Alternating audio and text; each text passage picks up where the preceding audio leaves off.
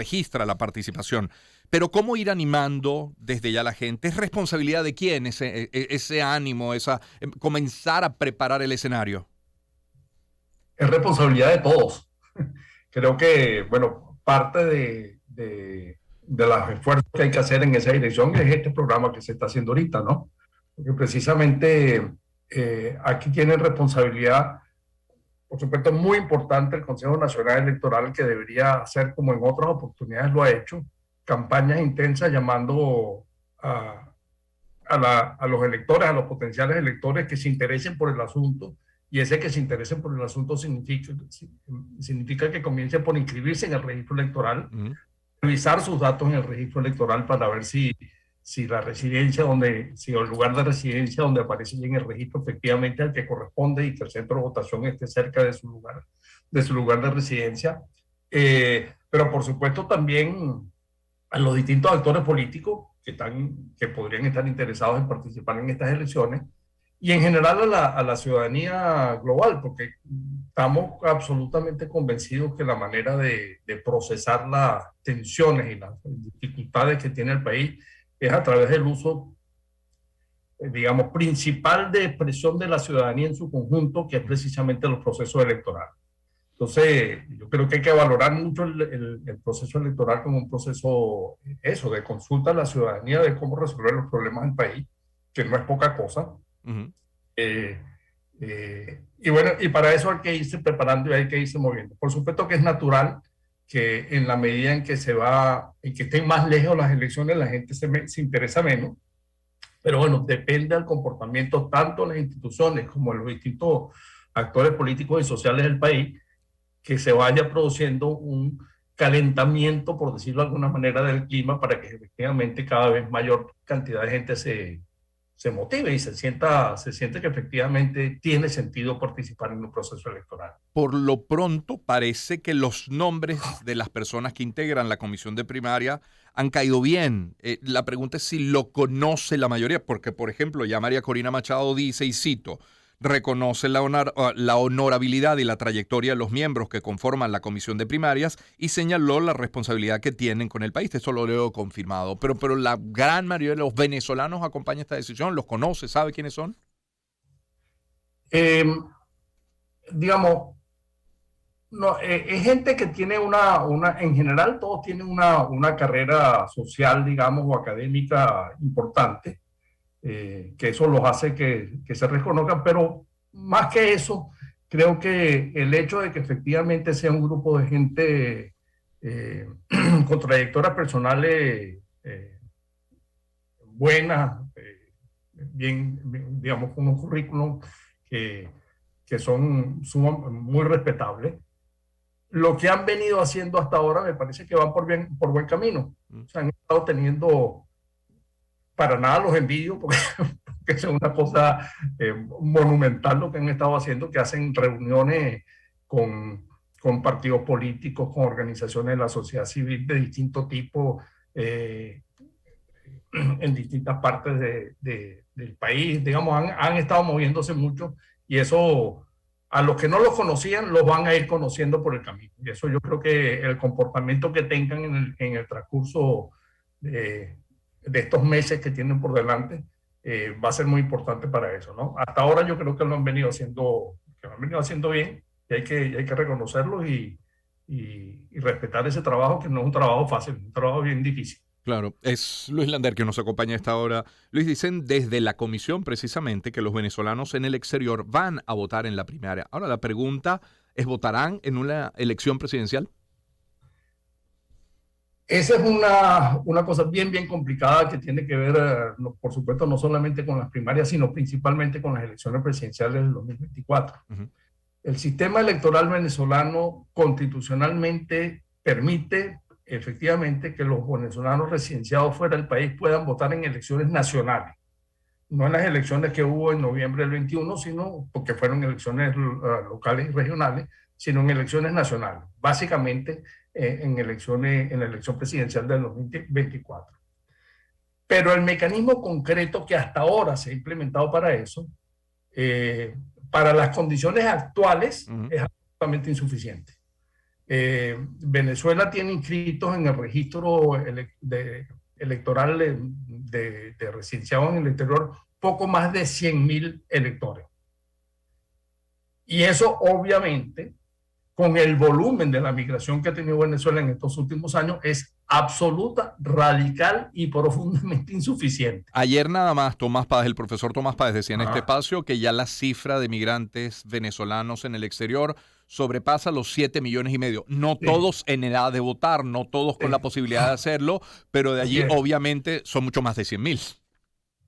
Sí, no, esa cifra se estima, y digo así porque no hay cifra, eso de estimar concretamente cuál es la cifra es tremendamente difícil, pero con los requisitos necesarios para votar hay un poco más, rondando los 4 millones, quizás 4 millones, que no es poca cosa. Esto obviamente es un número de electores que por supuesto podrían decidir en una dirección o en otra los resultados de las elecciones de 2024. Entonces es muy importante que eso se haga así.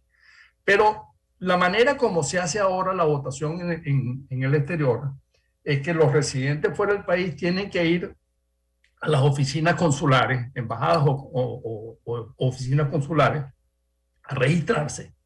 Para registrarse se piden unos requisitos que son mayores de los que se exigen en el país, porque para inscribirse en el país solamente hace falta la cédula de identidad laminada, vencida o no, mientras que en el exterior, además de eso, y por supuesto tener más de 18 años, hace falta tener reconocimiento de residencia legal en el país de acogida y cosas de este tipo, ¿no? No son idénticas los requisitos que establecen los distintos consulados, que hace la cosa todavía más enredada. Pero tiene que ir el migrante al consulado en su nuevo país de residencia para hacer este trámite. Eso en algunos casos se convierte en una tarea poco menos que imposible, porque el número de oficinas consulares y embajadas que tiene Venezuela actualmente en el país anda alrededor de 100. Y estamos hablando, repito la cifra, de 4 millones de personas que tendrían que hacer este trámite, ¿no? Y obviamente 4 millones de personas en esa estructura se hacen absolutamente insuficientes. Otros países han hecho, y creo que tendríamos tiempo en Venezuela todavía para avanzar eso, pero eso requeriría obviamente acuerdos políticos de alto nivel. Eso quiero preguntar. Todo lo que falta por acordarse para tener unas mejores condiciones, todo lo que falta por definir en términos de eso, del voto en el exterior, del registro electoral, de la participación o no del CNE, del acceso a los medios, de la campaña, ¿cuánto depende de la negociación que están dando entre el Ejecutivo y la Plataforma Unitaria? ¿Mucho, poco, nada? Mucho, sin duda mucho. Porque a lo que íbamos, del voto en el exterior, otros países del mundo y de la región, o sea, no hay que irse para Marte para ver esos ejemplos. Otros países de la región han establecido ya mecanismos de voto a distancia, de voto que no es presencial. Sí. En algunas partes voto por correo. Uno habla de voto por correo en Venezuela y parece un chiste, porque sabemos la calidad del correo que tenemos en Venezuela y eso es una cosa que es prácticamente inexistente, y con los mecanismos digitales ya eso tiende a desaparecer.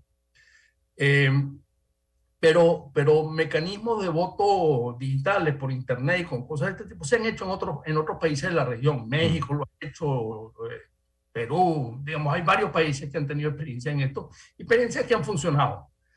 Y obviamente para que efectivamente pueda un número importante de los inmigrantes venezolanos fuera del país puedan participar en un proceso electoral nacional, se requiere que se establezcan mecanismos de registro y de votación a distancia. Digamos, las elecciones estarían previstas por los periodos constitucionales para fines del año 2024, entonces pareciera que hay tiempo, pero habría tiempo si eso se decide ya y se empieza a trabajar en esta dirección. Y esto entonces lo encadeno con lo que había comentado antes. Obviamente, los distintos actores políticos evalúan, esa es su tarea, evalúan, bueno, hacia dónde tenderían electoralmente los migrantes venezolanos. Ujú. Y según la evaluación que hagan de eso, estarán más propensos o más dispuestos o menos propensos y menos dispuestos a promover que efectivamente se facilite el voto en el exterior. Claro. Y eso, bueno, no hay que ser demasiado experto y genio en asuntos para tener una idea por dónde anda la cosa por aquí, ¿no? Claro. Pero Efectivamente. entonces eso tendría que, por supuesto, ser producto de la negociación o los mecanismos de diálogo y de negociación que se han estado haciendo entre el oficialismo y la plataforma y las demás formas de oposición también, porque la plataforma no es la única, digamos, que se construya de alguna manera niveles de consenso nacional alrededor de esto. Entonces, bueno, se avanza más, se avanza menos, pero bueno, pero en definitiva que sean niveles que estimulen lo que dice la Constitución, facilitarle a los ciudadanos la posibilidad de ejercer este derecho, que es un derecho político absolutamente básico, el derecho al sufragio, ¿no? Desde la experiencia que tiene, es Luis Lander quien nos acompaña, ¿qué esperar de un año 2023 preelectoral? Es decir, sí, es verdad, las elecciones están fijadas constitucionalmente para finales de 2024. Estamos hablando de prácticamente 2 años, pero este 2023, ¿cómo lo avisora? Bueno, hay todas estas tareas pendientes, que no son pocas. Entonces, digamos, me parece que sería un gravísimo error para los distintos actores políticos y también para la ciudadanía en general. Sí. Bueno, me ocupo de eso cuando corresponda. Bueno, es que ya corresponde. No hay que dejar que recurra más tiempo porque efectivamente lo que aparece como el centro de la posibilidad de una negociación política, que es la negociación esta que se está haciendo en México con la veeduría del Reino de Noruega, los derechos políticos quedaron relegados en el primer acuerdo, porque el primer acuerdo se concentró básicamente en la ayuda humanitaria, salud, educación, infraestructura, estas cosas, y se pospuso lo de los acuerdos políticos. Bueno, toca de manera, repito, urgente para que haya efectivamente tiempo de que eso se materialice, que se lleguen a acuerdos políticos, que obviamente entre esos los acuerdos políticos no son los únicos, pero son bien relevantes los derechos electorales y las condiciones de las elecciones. Claro. Luis, muchísimas gracias por este tiempo. No, gracias a ti, Román, por la invitación. Feliz día. Luis Lander es miembro del Observatorio Electoral Venezolano. Son las 7:47 minutos de la mañana. ¿Qué les parece algo de música? Tengo tan buena música para hoy. Mire, tengo Police, tengo Black